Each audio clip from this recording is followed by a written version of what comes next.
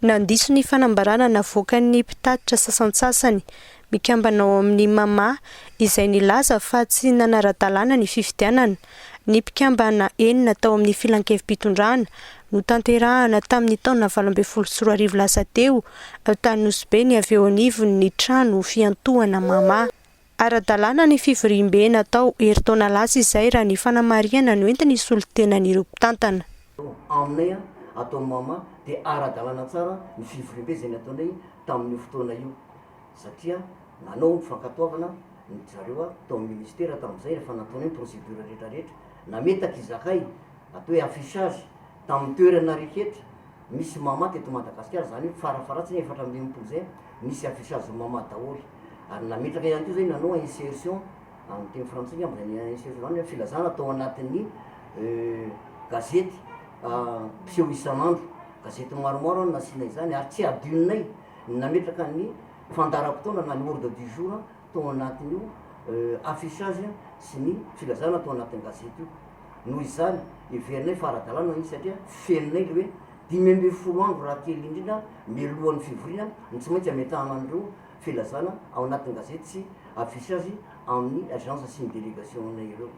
Mifanindran-dalana amin'ny fitakian'ireo ampahana mpitatitra ny amin'ny tokony ametrahan'mpialan'ireo mpikambana eo anivon'ny filan-kevi-pitantana ny trano fiantohana mama. Ny joro ny mpitatitra maro anisa izay nanamafy fa tanjona ao amin'ny hanakorontana izao fampiororoana miafaratra amin'ny fanomezana fetrora izay tsy tanteraka izao. Voapirofo tokoa mantsy fa nisy ny fampiatsoana ny mpikambana rehetra mahafeno afepetra tao anatin'ny mama ny alohany nanaovana ny fifidianana ny mpikambana filan-kevi-pitondrana. Nahagaga ny ankamaroan'ny mpikambana rahateo ny fanohan-kevitra miaro fanakorontana herintaona teo aorian'ny fivoriam-be. Mampahafantatra ny olona izany hoe ny membre rehetra ao anatin'ny assurance fa marina nametrahana zay zany tsy miaro hoe miaro le PCA tsy any le tena tongavana na hoe miaro zaro amin'ny toerana tsy any fa hoe ny rafitra efa misy efa nampahafantariko antsika teo ny efa taogno araiky lasany anao hoe manana droit raha ohatra tsy mety taminao vao vita ny fifidianana efa tokony nametraka hoe tsy mety aminay io fa magnino efa taogno araiky atetỳ aoriana